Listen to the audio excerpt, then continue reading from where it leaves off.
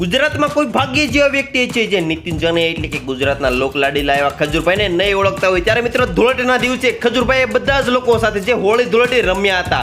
ત્યારે મિત્રો ખજૂરભાઈ અને તેમના પત્નીના જે ફોટા મિત્રો આવ્યા છે. મિત્રો તમે આજે હું તમને આલ્બમ બતાવવાનો છું. આજે ખજૂરભાઈ અને તેમના પત્નીનો જે તેમના પૂરા પરિવાર સાથે જે હોળી ધૂળેટી રમી રહ્યા છે.